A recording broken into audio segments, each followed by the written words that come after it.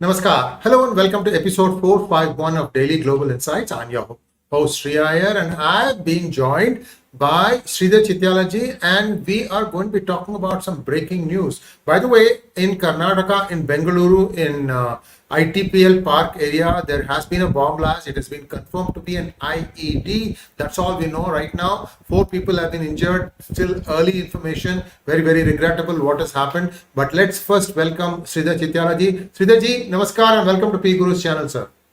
Namaskar and good evening and good morning to everybody. Happy to be here. And, there's plenty of breaking news. Yes, sir. And first off, the Indian economy grew at 8.4% in the third quarter, and it is expected to grow. I think I'll let you finish that, sir. Well, I think that it's expected to finish the year at, when we say year, we are talking about FY24, which is finishing March 31st, just over 8%. So by the time, they kind of calibrate, recalculate and add the numbers, etc. So we would be slightly above 8%. Recall, even as the Q2 numbers came in, where we continually upgraded the numbers from markets. In other words, IMF World Bank from 6.3, 6.5, 6.6%. We have consistently maintained we'll be somewhere between 7.6 and 8%. And that's the number that has evolved. There is always this mindset, how can India perform when others have not done well and others have been, and this mindset cascades its way into the Western media. And it's very fascinating today, when you kind of flip the chairs, Dr. Krishnamurthy Subramaniam, who is now the IMF Executive Director, was giving a press meet and press review commenting about very positive moment and positive trends. And he expects FY25 also to be positive, driven by what he called, high-end capital expenditure that is being applied in the Indian economic situation or environment, which is what is driving rather than the low end, which is very contrary to his mentor and professor, Dr. Raghuram Rajan, who has been given the adversarial view. Now we have India has Dr. Subramaniam, and we are beginning to see the numbers. So I think there's 3 strong people: Sanjeev Sanyal, Dr. Anant Nageshwaran, and then of course you have Krishnamurthy Subramaniam, all economists anchored in various kind of roles within important both in India and outside, and you're hearing the India economic story, Sriji. Thank you, sir. And shall we have the slide deck now, please? So the second topic that we want to talk about is the French army chief calls India a strategic ally and calls for increased military cooperation. We have been seeing increased cooperation between France and India for the last 2-3 years. Emmanuel Macron, and even before that, I think things started moving once India bought that Rafale jets from France, 𝗤𝙑. Well, I think that France has been one of the top 4, military defense suppliers to India, replacing the monopolistic situation that prevailed with Russia. So now you have Russia, United States, France, and Israel. We shouldn't forget Israel, which is also a major defense supplier. So France has been at the front and center in terms of providing various types of equipment, both on the naval side as well as, of course, the Rafale fighter planes, and they have accelerated even the delivery. So the French president was the chief guest at the January 26th. Now we have and then the Indian Prime Minister was at the Bastille's show, and now we have the French chief of army coming in, reasserting that India and French must expand their cooperation and defense ties because India is a big spender in the defense domain. Thank you, sir. And Indian semiconductor fab agenda gains momentum. The cabinet has approved $15 billion worth of projects. Remember, guys, anything to do with fabs and semiconductors, you only start counting in, billions, nothing less than that. And 𝗤𝙑 ji, I'm going to show the 3 different proposals that are on the anvil. Can we have the next slide, please? The first one is to have 50,000 wafer, I think WFSM, I think it's wafers per month in 𝗤𝗫𝙤, Gujarat. This is the first one, and it's too small for me to read. Just give me 1 second, sir. Let me expand it so I can read properly. And this is a semiconductor fab. Tata Electronics Private Limited will set up a semiconductor fab in partnership with Powerchip Semiconductor Manufacturing Corporation, Taiwan. The capacity is 50,000 wafers starts per month, and for 91,000 crores. That would work to about, what, 1 billion, sir? I don't know, 1.5 billion or something like that. And this will cover, yeah. And it's cover segments like electric vehicles, telecom, defense, automotive, consumer electronics, display, power electronics, etc. Sir, I'm not sure about the micron size. This appears more like something that was already existing in Taiwan. Maybe it is being brought over. Your thoughts, sir? Well, I think that the unless and until such time we have specifics on the engineering side, we just have to guess in terms of the capabilities and the specific generation of the technology that is being brought. But what is important here is that, as you correctly pointed out, they're clearly recognizing that the EV vehicles are here to stay. The wafer that is required or the chip that is required is greatly in demand, and it is an integral part of the supply chain. Remember, Taiwan has always been under threat, and Taiwan has also been expanding its capacity. So what India is doing this as it goes towards more and more EV and other types of semiconductor based electronic technologies, it doesn't want to be it wants to manage its own supply chain. Who knows, it could one day India could become an important element or part of the supply chain if it begins to continue to grow its capacity, Sree. That's the whole objective. And next slide, please. And here, this is an ATMP unit, and I don't know what ATMP stands for. It's in Assam. It's in Marigaon, Assam. 27,000 crores. That would be about $3 billion. 𝗤𝙧𝙤𝙪 Semiconductor is developing indigenous advanced semiconductor packaging technologies, including flip chip and ISIP, integrated system and package technologies. Capacity is 48 million per day. Segments covered: automotive, electric vehicles, consumer electronics. That's the most important thing. Mobile phones and telecom. So this is where you have to really pack more power. Assembly, testing, marking, and packing. So that's what it is. Thank you so much. So that's what it is. Sridharji, over to you. Well, I think if we kind of look at the economic drivers, which kind of the key drivers of what drove is 8% or 7.6 to 8% growth is mobile electronics. The increased mobile manufacturing that is taking place, obviously the growth in the automotive sector that is being identified, and increased indigenization of the consumer electronics items. Recall that a lot of this manufacturing now is happening in India. So as a result, again, how do you supply? How do you provide the supply chain aspects to drive these industries in the Indian market? So you're again developing next aspect of the wafer, and this is the ATMP plant in Assam. Remember, each fab is very dedicated and very specific purpose. You can't kind of multi-productize a fab factory. It is dedicated and specific use. So what you are seeing is more and more factories which are dedicated for specific usage that would probably come up, which is why you have this huge $15 billion budget set aside, Sree. Thank you, sir. Next one, please. And the third one is also a semiconductor ATMP unit for specialized chips. This is with CG Power in partnership with Renesas Electronics Corporation, Japan, and Star Microelectronics, Thailand. And this is going to be in Sanand, Gujarat. Investment is 7,300 crores as part $0.9 billion. Capacity is 15 million per day. Segment covered is consumer, industrial, automotive, and power applications. Sridharji, these things, once they start hitting the stride, they will be able to give the significant segments for, like, for example, a cell phone.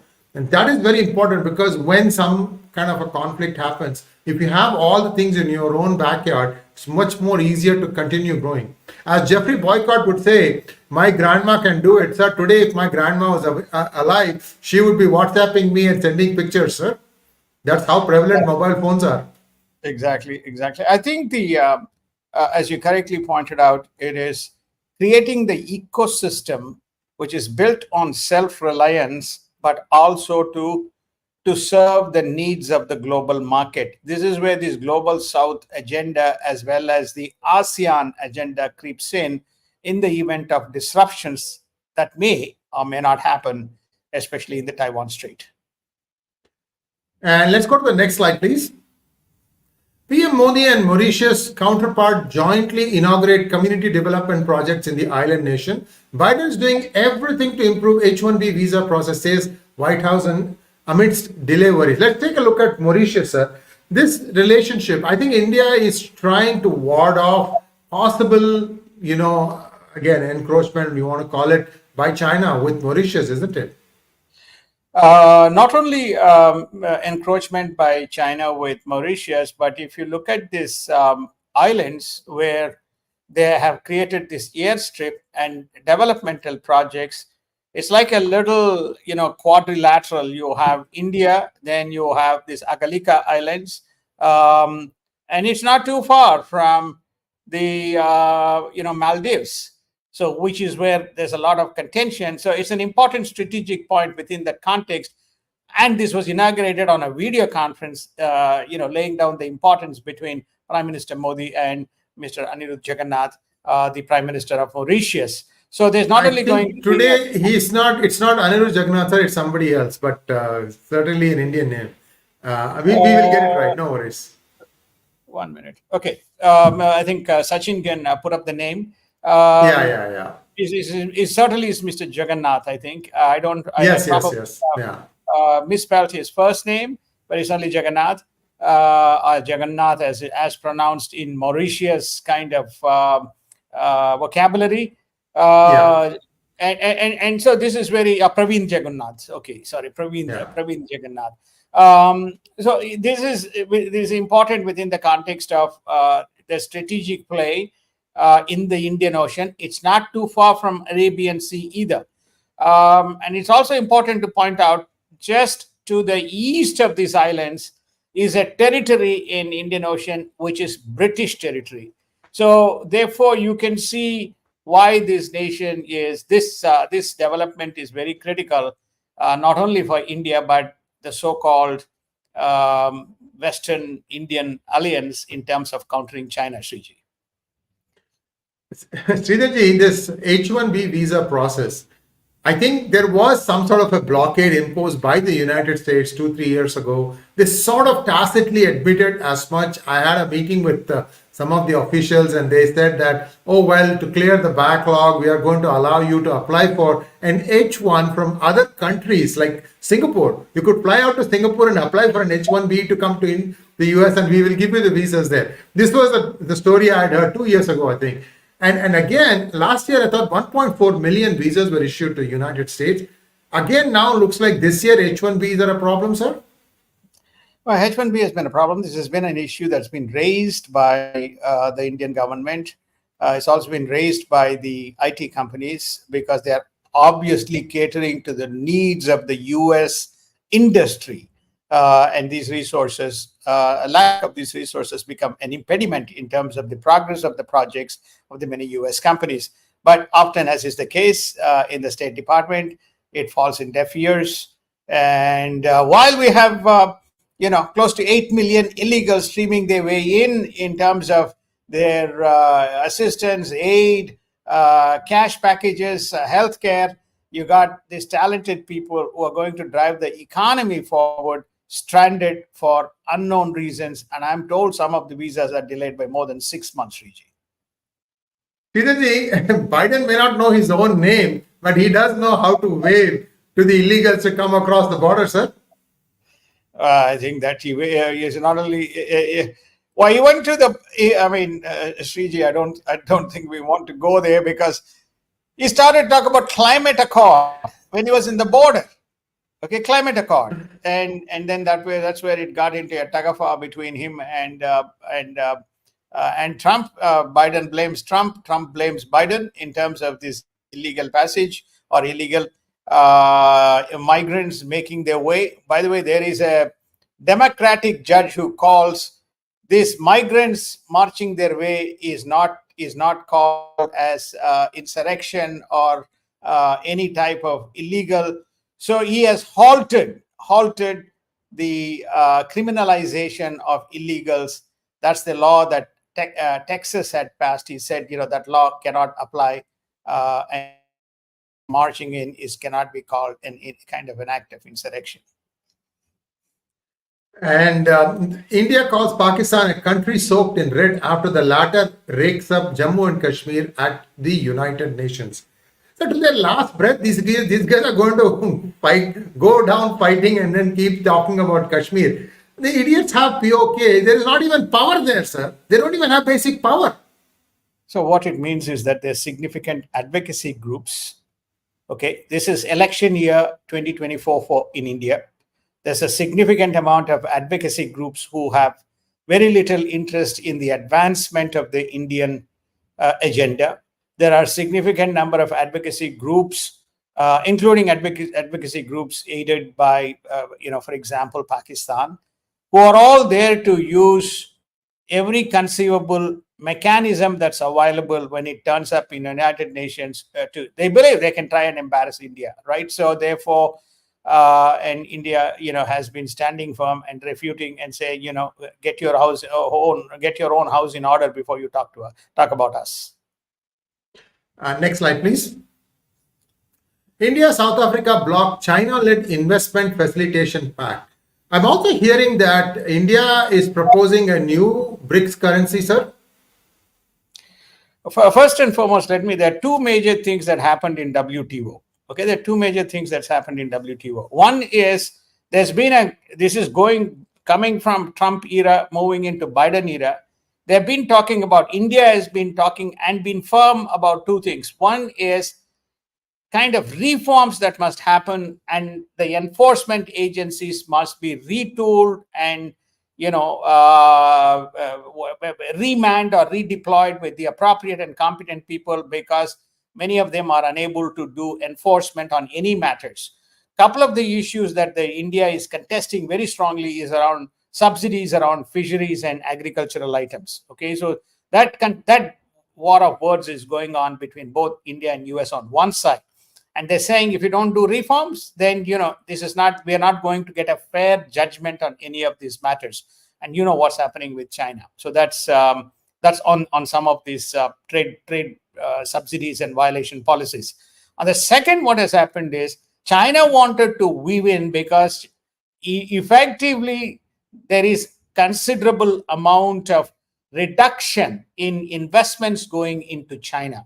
And suddenly there is a asymmetric shift towards investments going into India, because naturally as the economy cradles its way and moves into a positive momentum, especially with high ticket items, there's a lot of investment. So they wanted to bring in a kind of harmonization of uniform investments around the world. India and South Africa jointly together blocked it, and basically said there's there is GATT and other kind of trade services agreements. It has nothing to do with WTO. It's not a WTO mandate at all. It's very important for people to know. Just somehow it gets swept away. But India is blocking and tackling issues at a number of levels, which are all impediments as far as trying to see that India is not walking away in its economic journey.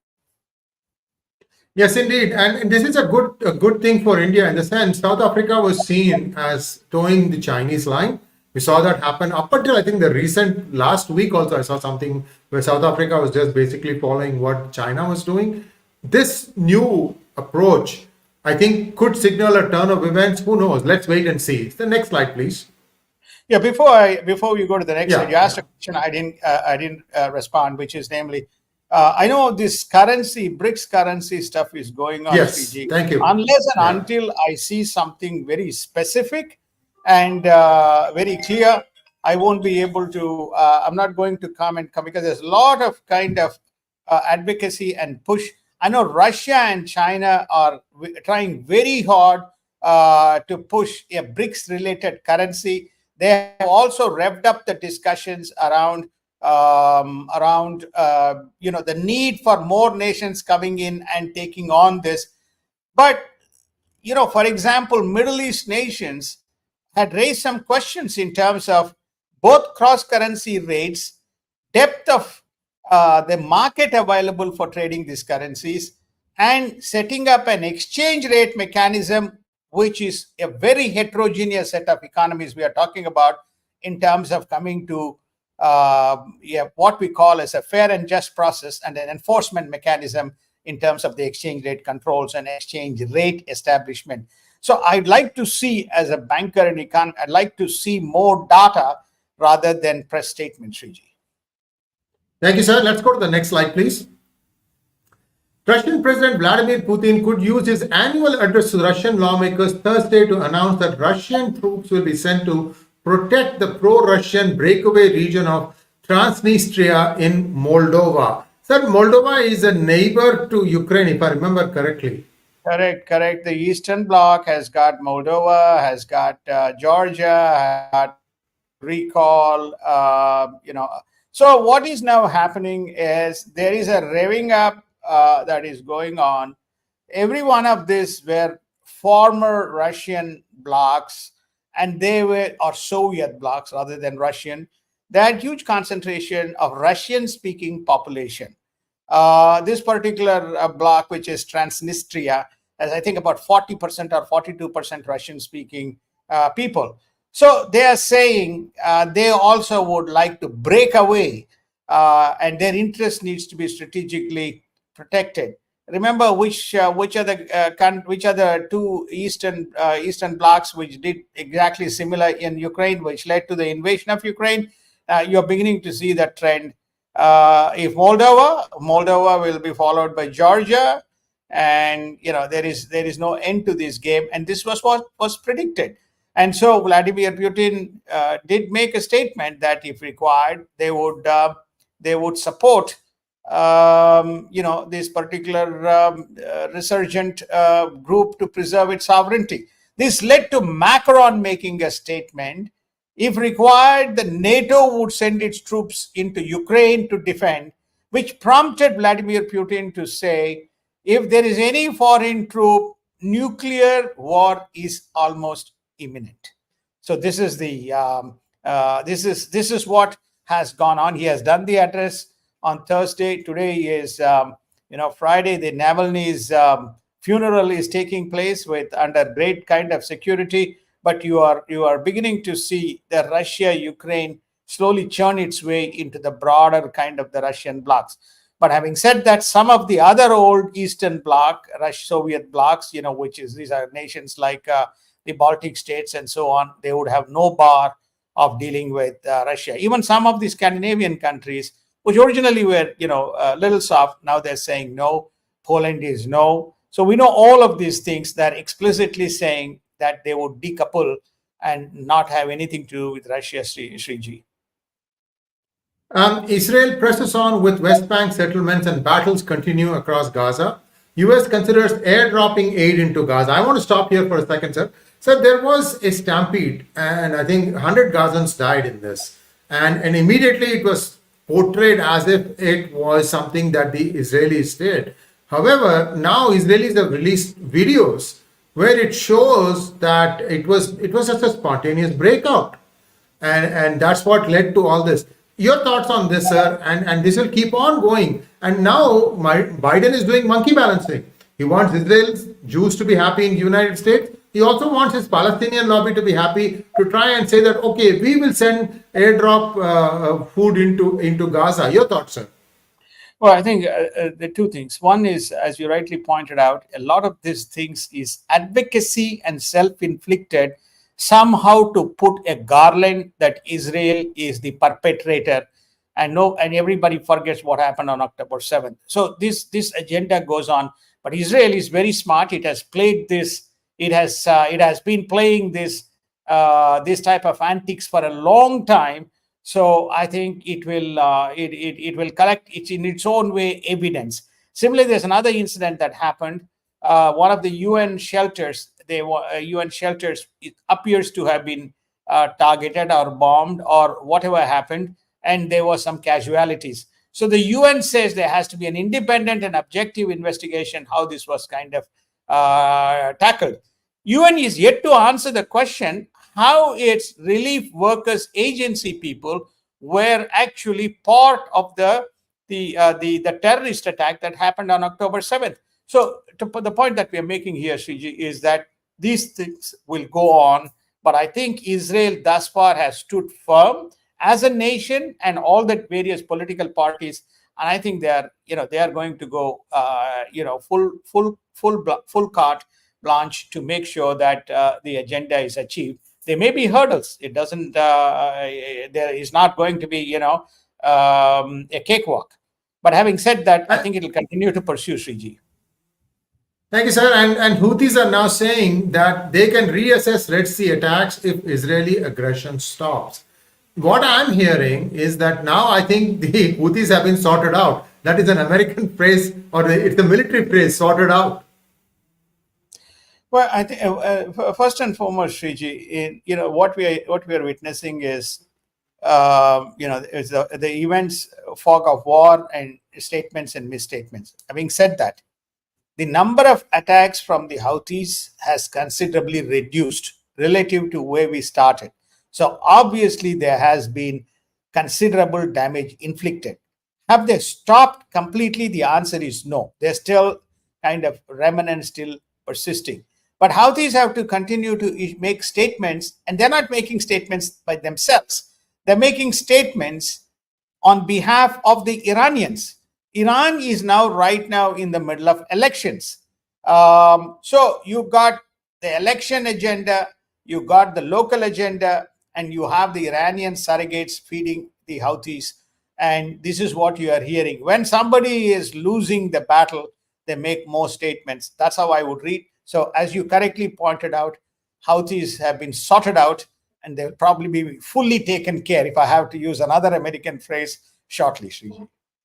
And Netanyahu counters Biden and says most Americans support Israel. Yeah, there should be a referendum on that. We have all sorts of referendums these days. Does America support Israel? It will be 80 to 20. That will give them the result. Sir, elections in the United States. Trump has won the 6th primary in South Carolina, and now the Supreme Court, or the Supreme Court of the United States, or SCOTUS, it has listed his immunity petition with oral argument set for the week of 22nd April and likely decision by end of June. Sir, this is going on one side. The other side, in Illinois, a state judge rules that Trump should not be on the primary ballot.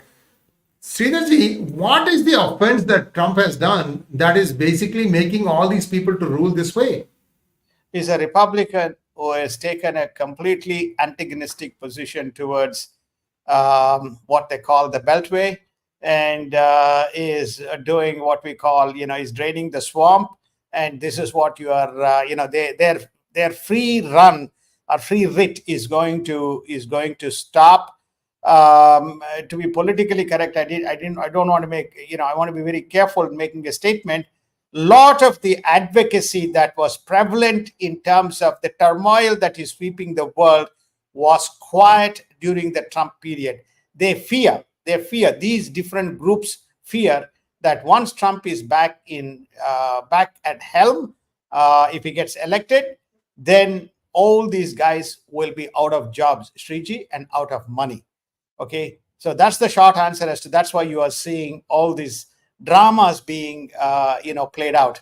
The fines, not on the payroll, insurrection, he shouldn't be on the ballot because he committed a crime.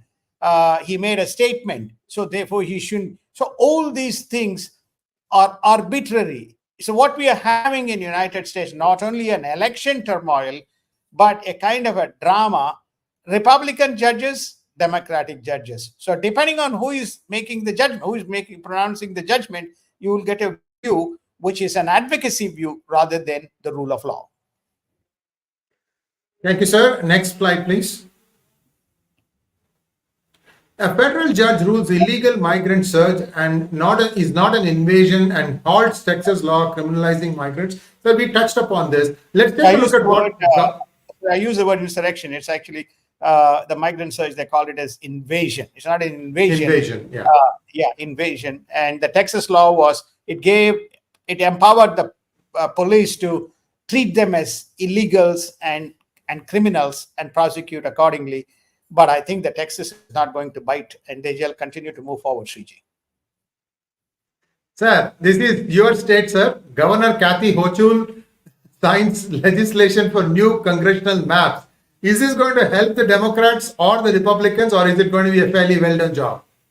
Well, I think that what she has done, to be fair to 𝗤𝗎𝗿, is that I think she has said, okay, there's a fair opportunity to get rather than lose the whole proposition. So she didn't swing unilaterally towards Democrats because she was fearful. So she has set a fair kind of an agenda in terms of the revamp. There's about 6 seats that are under purview. And, some of the Republican members were, okay, fair, we'll now, fight the way we want and we'll see what happens. But what is important here is the message here is, from electoral maps to judges in each of these representative constituencies, to judges and secretaries, all going to play the hodgepodge role. What we saw in 2020 is just the tip of the iceberg as to what is to come in terms of the conduct, the counting, and the announcement of the 2024 election, Sree. Sridharji, I think I'll be looking at the congressional district that AOC is fighting from. I will not be surprised if she loses this time. That loudmouth needs to be shut. Anyway, that's just my 2 cents. The number of Chinese Coast Guard ships patrolling the waters around Kinman, I misspelled it in the overlay, my apologies, rose to 11 on Wednesday as Taiwan and China enter the 9th round of negotiations over settling a dispute over the deaths of 2 Chinese fishermen. Is this saber-rattling or is it more than that, sir? Well, I think it's very interesting because this particular group of islands is not too far from mainland China. It's just a stone throw, the Kinman. It's closer to China than to Taiwan, yes. Exactly. So what's happened is that the 2 or 3 Chinese fishermen tried to board a boat. They were shot because fearful that they were trying to take over. And that those negotiations went on, and the contest was that boat was in the Taiwanese boat was in Chinese waters, and Taiwan says no, it is in our waters, it's our sovereign territory. So there's discussions going on. There will be no conclusion to this because China believes that everything belongs to it. But what is important is how close this is getting to in terms of a specific incident that could trigger a potential challenge in terms of already troublesome Taiwan Strait, Sree. And European Parliament has reaffirmed its support for Taiwan, so we know that there is no surprise there. Australia and Philippines signed deals in defense, maritime, cyber security fields. So everybody in the Southeast Asian region is now becoming very nervous of China, isn't it, sir? It is. Very important that the Australians, the Philippines President Marcos addressed the Australian Parliament, and he highlighted the dangers of the China, and he said that security is paramount, and Australia and Philippines should work together.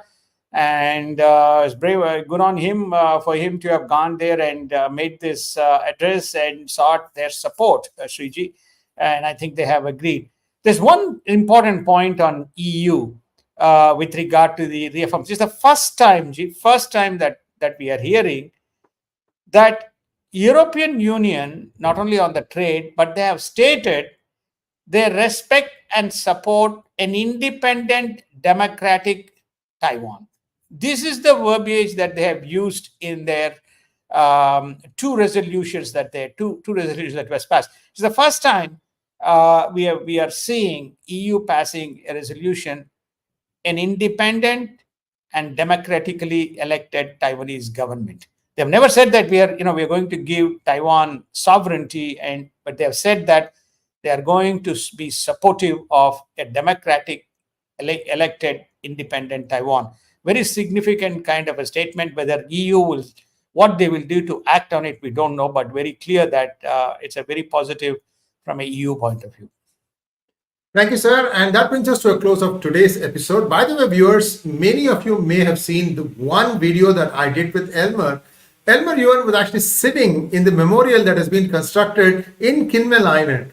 So we were checking out the bandwidth, and he was saying that, yes, the cable link that has been laid out to Kinman Island works very well, because on the backdrop, you can see a picture of Chiang Kai-shek pointing towards mainland China and sort of saying that it's unfinished business. So a lot of history there. This is one of those points like if this gets taken, that means that Taiwan tomorrow, the main island, could be at risk. Thank you so much, Sridharji, and viewers, please like, share, and subscribe to our channel. Don't forget to click on the bell button for notifications. Namaskar.